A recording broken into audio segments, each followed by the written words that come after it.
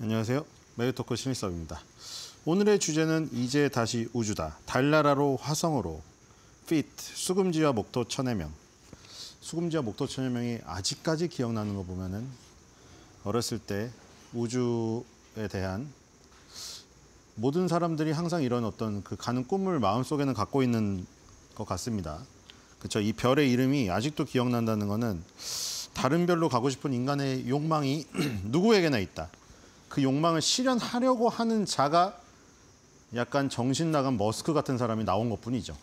대부분의 사람은 책에 있는 별을 보면서 와 이쁘다 이러고 그만인데 그 별에 가서 살겠다고 생각하는 사람은 거기서 이제 더 나가서 이제 천재가 돼버리는 것이죠. 네, 뭐 아무나 천재가 될 수 있는 건 아니니까요. 자, 오늘도 지금 우리나라 장에서 하나시스템, 그렇죠? 그리고 루미르 이런 지금 SAR 위성 관련 업체들 주가가 급등하고 있죠. 그리고 스페이스X에 지분을 투자했다고 알려진 아주 IB 투자, 미래에셋 벤처 투자도 급등하기도 했었고, 그냥 우리나라는 이거 완전히 그냥 테마장세입니다. 자, 이게 우리나라 시장에 이게 바로 K 증시예요. 자, 좀 민망하죠. 이게 바로 K라면 이게 바로 우리 K-팝이다. 이건 솔직히 자랑스럽게 나가서 선전하고 싶고 알리고 싶잖아요. 아프리카 대륙의 그 오지의 사람조차도 알았으면 좋겠고, 그렇죠? 근데 어디 가가지고 자 K-팝, K-라면, 자 이번엔 K 증시입니다. 이거 대놓고 누가 소개해주고 싶나요? 소개해준다고 누가 거들떠나 볼까요? 정말 아쉽습니다. K-팝이나 K-라면처럼 K-증시를 자랑스럽게 소개해 줄 수 있다면 얼마나 좋을까요? 이 꿈이 이루어지기 전에 달나라로 인간이 가는 꿈이 먼저 이루어질 것 같아요. 너무 비열했나요? 너무 심각해서 하는 얘기입니다. 자, 어쨌든 그래서 앨런 머스크 관련주만 움직이고 있다. 그렇죠? 스페이스 X 관련주만 움직이고 있어요. 지금. 일단 달나라로 다시 가는 이 어떤 이 일들이 다시 이루어지게 되었죠. 이게 그것도 앨런 머스크라는 그 약간 그쵸 이상한 변태 천재 한 명 때문에 이렇게 된 거예요. 왜냐하면 나사는 40년 동안 지금 놀았거든요. 40년이 뭡니까? 60년부터 지금 80년을 놀았습니다. 80년을. 그쵸? 아, 80년인가요? 계산했는데 24년에서 60. 40년 놀았네. 아, 80년이군요. 근데 이게 놀려고 논 게 아니라 지금 아니 가서 할 게 예를 들어 달나라를 지금 이렇게 2시간 만에 간다고 칩시다. 만약에 달나라를 2시간 만에 가가지고 거기서 수학여행을 즐길 수 있다. 그러면은 너도 나도 미친 듯이 지금 우주선을 개발하겠죠. 근데 그게 아니거든요. 지금 달나라 가봐야 엄청나게 오랜 시간이 걸리고 거기 가가지고 살 수도 없어요.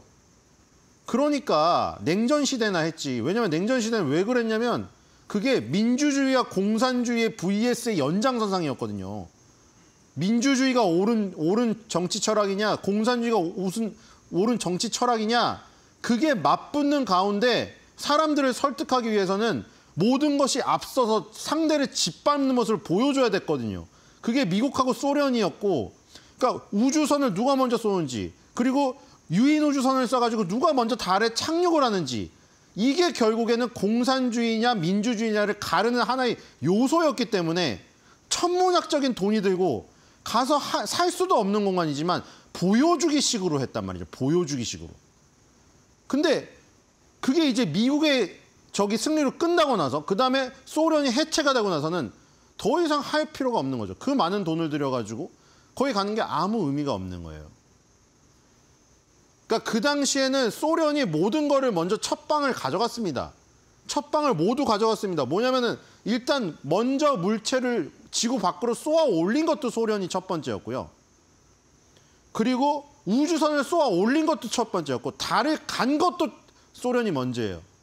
근데 왜 우리는 다 아폴로 11이 제일 먼저 최초로 달에 갔고 최초로 달에 닐 암스트롱이 발자국 찍었나? 그거에만 왜 저기 하고 있을까요? 그 전에 무인 우주선을 먼저 보낸 것도 그리고 달나라에 그 프로브라고 불리우는 달 탐사 그 로봇을 보낸 것도 이것도 다 소련이 최초였는데 마지막에 유인 우주선에서 거기서 이긴 거예요.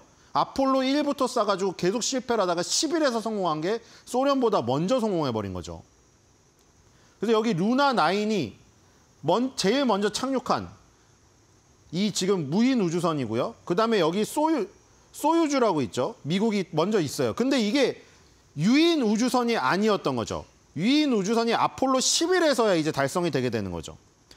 여기서 아폴로 11에서 닐 암스트롱하고 그 한 명의 또 우주 비행사 2명이 여길 디디면서 여기서 이제 게임이 일단락된 거예요. 누가 먼저 이게 어떻게 보면 하나의 끝의 관문이었거든요.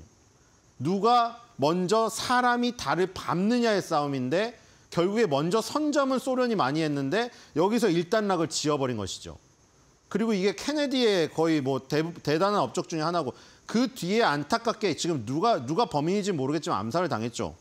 뭐 이번에 트럼프가 로건 그 팟캐스트에 나와서 이번엔 열어본다고 했으니 뭐 열어보고 그걸 발표할지 안 할지 모르겠어요. 그 비밀 문서가 지금 다 열어보게 지금 이 연한이 지났거든요. 케네디에 관련된 그 문서를 트럼프가 이번에 열어본다고 했습니다. 과연 거기서 무슨 내용이 나올지 모르겠으나 어쨌든 1961년이에요. 이때가 존 F 케네디 대통령이 국가적 목표로 세워서 유인으로 달 착륙하고 지구로 귀환하는 것을 목표로 삼았고 그래서 결국에 닐 암스트롱과 버즈 올드린이 달에 발을 디딘 최초의 인간이 되었습니다. 이름 기억나시겠지만 러시아에는 유리 가가린이 있었습니다. 참 희한하죠. 우리 프로레슬링에서도 보면 항상 적의 이름은 그쵸? 헐크 호건가 뭐 더 자이언트 뭐 이러잖아요. 약간 그런 것처럼 소련이 약간 적인 것처럼. 왜냐면 우리는 아무래도 민주주의 국가고 그쵸?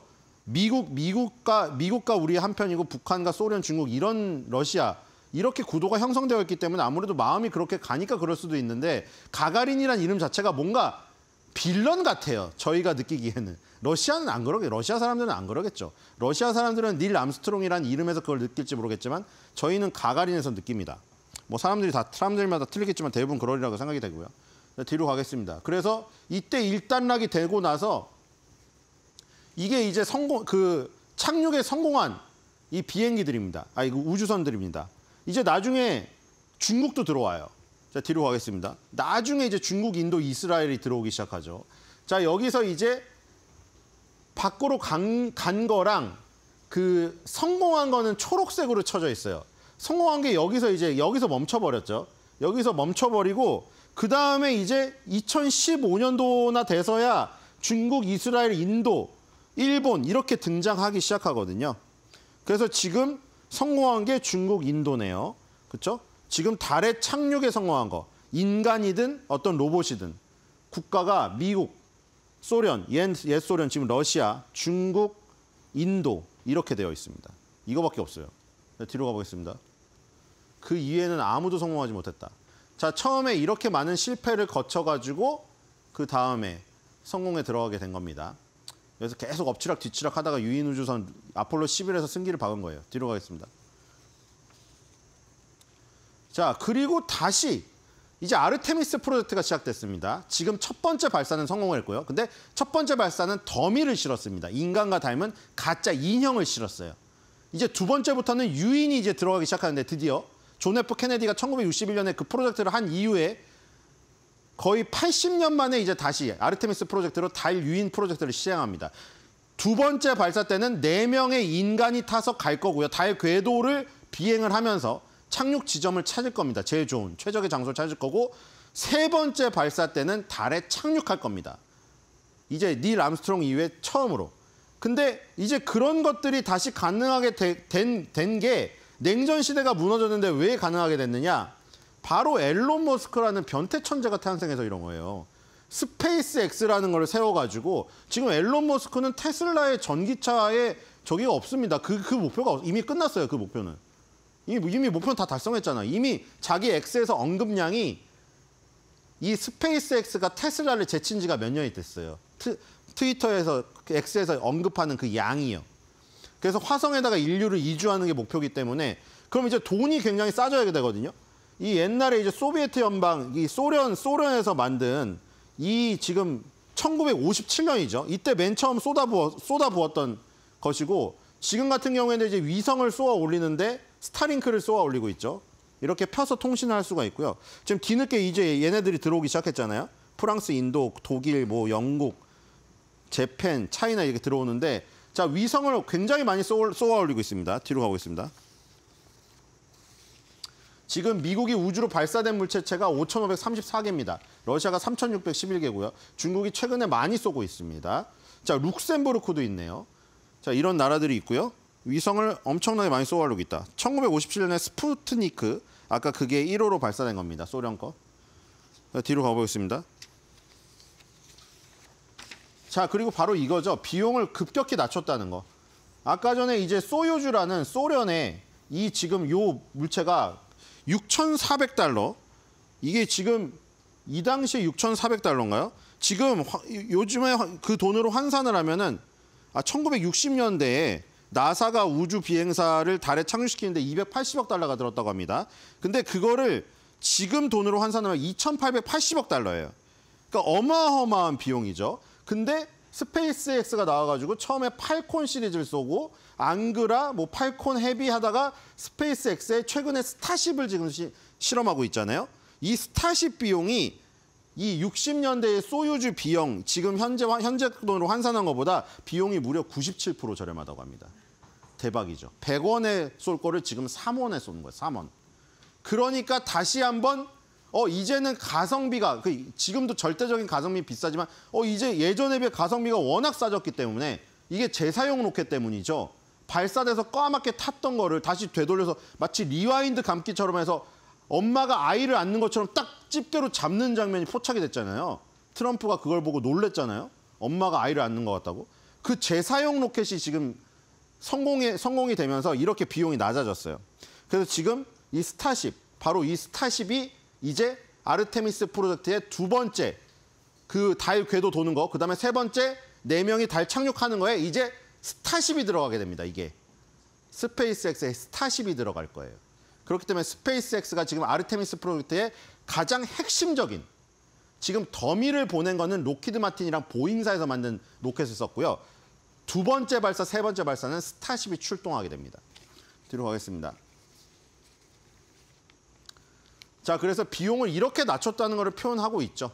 예전에 소유주나 뭐 이런 거 그리고 지나와가지고 지금 스페이스에서 만든 것도 계속 진화하고 있습니다. 델타 헤비부터 팔콘 1부터 지금 스타쉽이 가장 진화한 상태죠. 굉장히 이 비용을 낮춰놓은 상태입니다. 뒤로 가겠습니다. 앞으로 더 자주 쏘면은 더 낮아지겠다. 자, 우리나라도 지금 계획을 하고 있어요. 우주청에서 달 탐사 2단계 달 착륙선 개발 사업 본격 추진한다고 지금 한국항공우주연구원과 사업 협약 체결했다는 소식이 며칠 전에 나왔습니다. 그래서 우리나라도 이제 달 착륙선을 개발하는 단계로 들어선다. 우리나라도 지금 빨리 해야겠죠. 저 중국, 일본, 인도, 뭐 룩셈부르크까지 지금 열심히 하고 있는데요. 자, 뒤로 가보겠습니다. 그리고 누리호가 있죠 또. 자, 누리호 4차 발사 준비 본격화되었다고 지금 나왔습니다. 자, 4차 발사부터 결정적인 차이는 이거죠. 3차 발사까지는 한국항공우주연구원이 주도를 했고요. 4차 발사부터는 민간 하나에어로스페이스가 들어왔습니다. 여기서 입찰을 했었죠. 하나에어로스페이스랑 한국항공우주랑 입찰을 했는데 하나에어로스페이스가 이겼죠. 그러니까 지금 하나에어로스페이스는 뭐 지금 K9 자주포라던가 방산으로 엄청나게 부각이 됐는데 항공우주 모멘텀도 지금 남아있는 거예요. 이제 4차 발사부터는 하나에어로스페이스가 한국항공우주연구원이 그동안 쌓았던 노하우를 전수받아서 주도적인 역할을 하게 됩니다. 그래서 지금 누리호 4차 발사 준비 본격화, 이것도 지금 모멘텀이 있고요. 지금 항공우주의 모멘텀이 다시 한번 지금 풍부하게 올라오고 있다. 이런 상황으로 보시면 될 것 같습니다. 자, 뭐 약간 레퍼런스를 보겠습니다. 2021년 10월 21일에 누리호 1차 발사가 있었고요. 항공우주연구원이 지금 주도한 거고 이거는 2022년 6월 22일 날 누리호 2차 발사 있었고요. 자, 3차 발사가 2023년 5월 25일 날 3차 발사 있었습니다. 자, 이번에 이제 4차 발사를 향해 하나에어로스페이스가 주도를 하게 되겠죠. 지금 이제 엔진 시험을 하고 있는데 첫 번째 불꽃이 탄생했습니다. 자, 첫 번째 불꽃이 화려하게 펼쳐 올랐는데 이게 뭐냐면 지금 엔진 시험입니다. 강력한 추진력을 얻기 위해서 강한 엔진이 필요하겠죠. 뒤로 가겠습니다. 자, 바로 75톤급 액체 엔진 4기 중에 맨 밑에 4개가 달려 있어서 그거를 지상에서 팍 치고 나가는 건데 그중에 1호기에 대한 시험에서 저렇게 불꽃이 피어올랐다. 그래서 지금 4차 발사 하나에어로스페이스가 주도하는 이 누리호 4차 발사에 대한 준비도 척척 잘 진행이 되고 있다. 자, 이제 냉전 시대를 지나가지고 다시 한번 스페이스 X 때문에 달이 인간에 가고, 인간이 달에 가고, 그다음에 다시 항공우주에 대한 모멘텀이 불거 이뤄지는 이때에 우리나라도 지금 여기서 더 뒤처지면 안 된다. 왜? 냉전 시대는 우리나라는 할 수가 없었잖아요. 6.25 전쟁 겪고 막 이럴 때인데. 그러니까 지금은 우리나라도 더 이상 늦추면 안 된다. 그래서 한국항공우주 그리고 한화에어로스페이스 이런 업체들 포함해서 한화시스템 그리고 뭐 루미르 이런 업체들까지 주목을 하셔야 될 것 같습니다. 자, 오늘의 한 줄 매드평입니다. 자, 어렸을 때 보름달에 소원 빌면서 그런 동심을 키웠던 그런 일들이 생각이 나는데 요즘엔 명절 때 돼도 보름달에 소원을 잘 안 빌어요. 근데 요즘에 자꾸 달 사진을 보여주니까 빌고 싶더라고요. 명절에 보름달에 소원 빌기. 미래엔 보름달 가서 소원 빌기 쌉 가능?